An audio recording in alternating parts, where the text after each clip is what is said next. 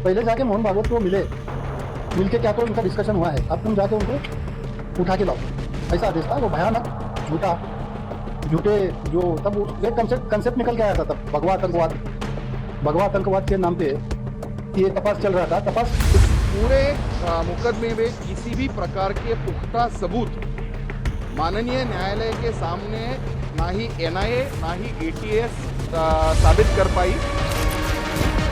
जिस प्रकार से कांग्रेस प्रणीत यूपीए सरकार ने भगवा आतंकवाद, हिंदू आतंकवाद, ये नरेटिव सेट करने के लिए षड्यंत्र रचा और ये पूरा मालेगांव का केस तैयार किया, आज उसका पर्दाफाश हो गया है। It was a well calculated conspiracy of the Congress party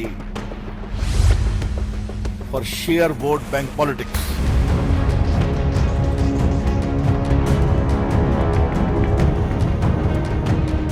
साल 2008 में महाराष्ट्र के मालेगांव में हुए बम धमाकों के केस में एनआईए की स्पेशल कोर्ट ने बड़ा फैसला सुनाया है। 17 साल के लंबे इंतजार के बाद आए इस फैसले में कोर्ट ने सभी 7 आरोपियों को बरी कर दिया है। मालेगांव ब्लास्ट मामले में जो 7 मुख्य आरोपी थे, इनमें बीजेपी की पूर्व सांसद साध्वी प्रज्ञा ठाकुर, कर्नल प्रसाद पुरोहित, रमेश उपाध्याय, अजय राहिरकर, सुधाकर चतुर्वेदी, समीर कुलकर्णी और सुधाकर द्विवेदी शामिल थे। कोर्ट ने इन सभी को सबूतों के अभाव में बरी कर दिया, यानी किसी पर भी दोष साबित नहीं हो पाया। कोर्ट ने फैसला सुनाते हुए कहा कि आरोपियों के पास से न तो कोई बम मिला था और न ही कोई आरडीएक्स और न ही कोई फिंगरप्रिंट। इतना ही नहीं, एटीएस और एनआईए की चार्जशीट में भी काफी अंतर है। आपको बता दें कि 29 सितंबर 2008 को महाराष्ट्र के मालेगांव में रमजान के पवित्र महीने में और नवरात्रि से ठीक पहले एक विस्फोट हुआ था। इस धमाके में 6 लोगों की जान चली गई और 100 से ज्यादा लोग घायल हो गए। वहीं कोर्ट के फैसले पर प्रज्ञा ठाकुर ने कहा कि एक षड्यंत्र के तहत भगवा को बदनाम किया, आज भगवा की जीत हुई है। प्रज्ञा ठाकुर के अलावा कौन है सभी 7 आरोपी, जानते हैं उनकी हर एक डिटेल और इस केस में क्या रही उनकी भूमिका। सबसे पहले बात बीजेपी की पूर्व सांसद प्रज्ञा ठाकुर की। आरोपी नंबर 1 साध्वी प्रज्ञा ठाकुर। साध्वी प्रज्ञा सिंह ठाकुर का जन्म साल 1970 में मध्य प्रदेश के भिंड में हुआ था। साध्वी प्रज्ञा ठाकुर ने इतिहास से पोस्ट ग्रेजुएशन किया था। एबीपी और वीएचपी की महिला विंग दुर्गा वाहिनी की सक्रिय सदस्य रही। साल 2019 में बीजेपी के टिकट पर भोपाल से लोकसभा का चुनाव लड़ा और जीत दर्ज की। प्रज्ञा ठाकुर की छवि एक हिंदूवादी नेता की रही है। वो अपनी आक्रामक भाषण शैली और उग्र बयानबाजी के लिए जानी जाती है। मालेगांव ब्लास्ट केस में प्रज्ञा ठाकुर पर आरोप लगे कि ब्लास्ट में इस्तेमाल बाइक प्रज्ञा ठाकुर की ही थी। उन पर ब्लास्ट की साजिश रचने का भी आरोप है। एनआईए की शुरुआती जांच में उनकी गिरफ्तारी हुई थी और उन्हें इस केस का एक मुख्य चेहरा माना गया। साल 2017 में जमानत मिली। बरी होने का आधार, एनआईए की स्पेशल कोर्ट ने सुनवाई के दौरान प्रज्ञा ठाकुर को केस से बरी करते हुए कहा कि ये साबित नहीं हुआ कि धमाके में इस्तेमाल मोटरसाइकिल उनकी थी। उनके खिलाफ अन्य सबूत जैसे साजिश की बैठकों में शामिल होने के दावे गवाहों के बयानों से पुष्ट नहीं हुए। 34 गवाहों के अपने बयान से मुकरने के कारण केस कमजोर हो गया। अब बात इस मामले के दूसरे मुख्य आरोपी कर्नल प्रसाद श्रीकांत पुरोहित की। आरोपी नंबर 2 लेफ्टिनेंट कर्नल प्रसाद श्रीकांत पुरोहित। लेफ्टिनेंट कर्नल प्रसाद पुरोहित भारतीय सेना के रिटायर्ड ऑफिसर हैं। वो भारतीय सेना की खुफिया इकाई में कार्यरत थे। महाराष्ट्र के पुणे के रहने वाले कर्नल पुरोहित की छवि कट्टर हिंदूवादी विचारधारा वाले सैन्य अधिकारी की थी। वो अभिनव भारत नाम के संगठन से जुड़े हुए थे, जो हिंदू राष्ट्रवादी विचारधारा को बढ़ावा देता था। प्रसाद पुरोहित ने 1994 में मराठा लाइट इन्फैंट्री ज्वाइन की थी। कर्नल पुरोहित पर आरोप था कि वो मालेगांव ब्लास्ट के मास्टरमाइंड थे। उन्होंने विस्फोटकों, विशेष रूप से आरडीएक्स की व्यवस्था की और अन्य आरोपियों को ट्रेनिंग और संसाधन प्रदान किए। उनके घर से आरडीएक्स होने का दावा भी किया गया था, लेकिन कोर्ट में सुनवाई के दौरान गवाहों के बयान अविश्वसनीय नहीं पाए गए। साथ ही उनके खिलाफ बाकी सबूत भी अपर्याप्त पाए गए। आरोपी number 3 major Ramesh Shivji Upadhyay. Colonel Purohit की तरह ही मेजर रमेश शिवजी उपाध्याय भी अभिनव भारत संगठन से जुड़े हुए थे और वो भी पुणे के ही रहने वाले हैं।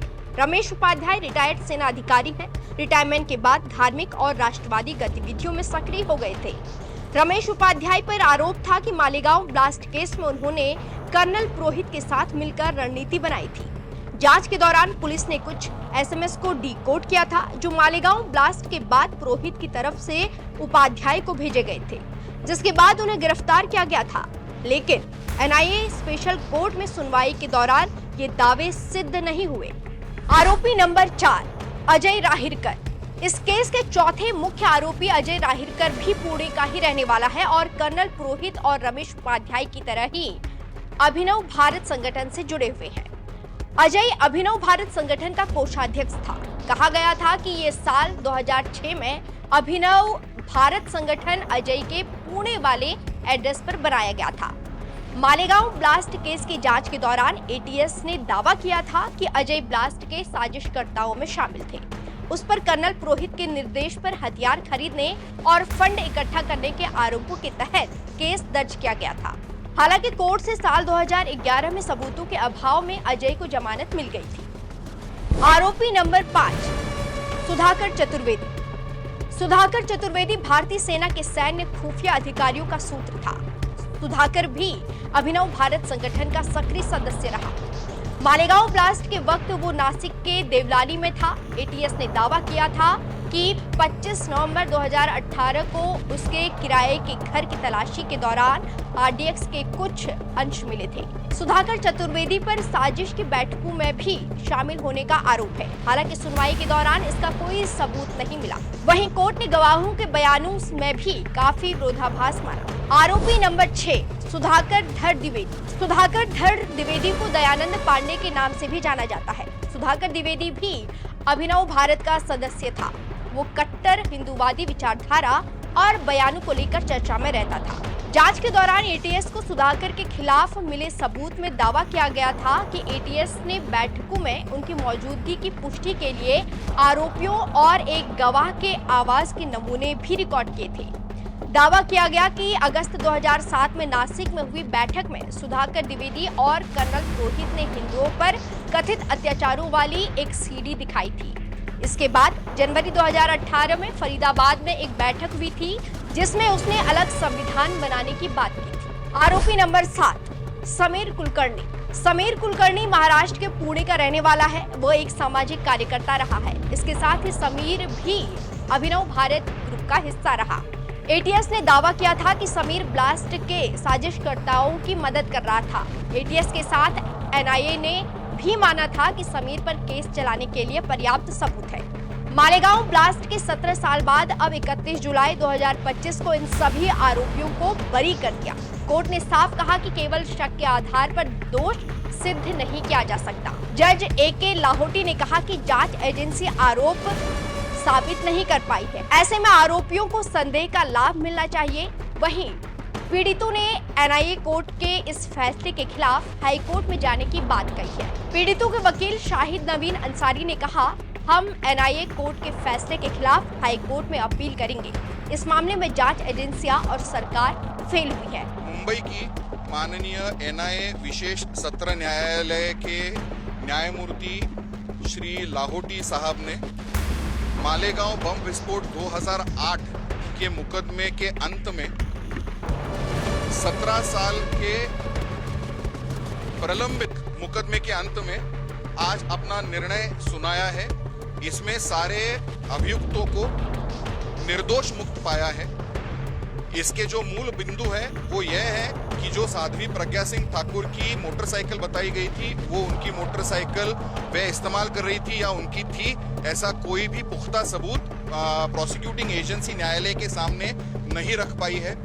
दूसरी बात, जो इंश्योर्ड सर्टिफिकेट्स बनाए गए थे वो फर्जी बनाए गए थे और वो फर्जी सर्टिफिकेट्स किसने और क्यों बनाए, इसके ऊपर मामले की जांच करने के लिए डीजी एटीएस को माननीय न्यायालय ने आदेशित किया है।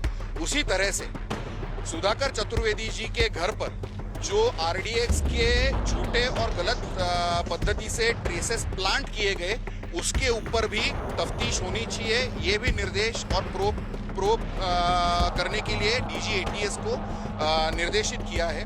तीसरी बात, इस पूरे मुकदमे में किसी भी प्रकार के पुख्ता सबूत माननीय न्यायालय के सामने ना ही एनआईए ना ही एटीएस साबित कर पाई या प्रोड्यूस कर पाई। इसके अभाव में माननीय न्यायालय ने सब आरोपियों को एमसीओसीए से तो दोषमुक्त हो ही चुके थे, लेकिन यूएपीए और बाकी जो सेक्शंस लगाए हुए थे, आईपीसी होगा, आर्म्स एक्ट होगा, एक्सप्लोसिव एक्ट्स होगा, उस सब से बाइज्जत बरी कर दिया गया है। तो सच्चाई की जीत है, सत्यमेव जयते। बहुत बड़ी साजिश कांग्रेस की सरकार ने की थी कि वो पूरे हिंदू समाज को आतंकवादी बताने की कोशिश की थी। सैफरन टेरर कहा था, हिंदू टेरर कहा था, और पूरे दुनिया में हिंदू समाज की, सनातन समाज की बदनामी की। इस कोर्ट के निर्णय से ये साबित हो गया है कि कांग्रेस सिर्फ लोगों को फंसाती थी और समाज को बदनाम करने के लिए हथकंडे अपनाती थी। तो परमवीर सिंह और उससे भी हायर अथॉरिटी जो थे, उनका आदेश था और उनके आदेश के मुताबिक मेरे को महाराष्ट्र में से 10 कर्मचारी मेरे मदद के लिए दिए गए थे। सर्विस सीक्रेट फंड में से मेरे को पैसा दिया गया था।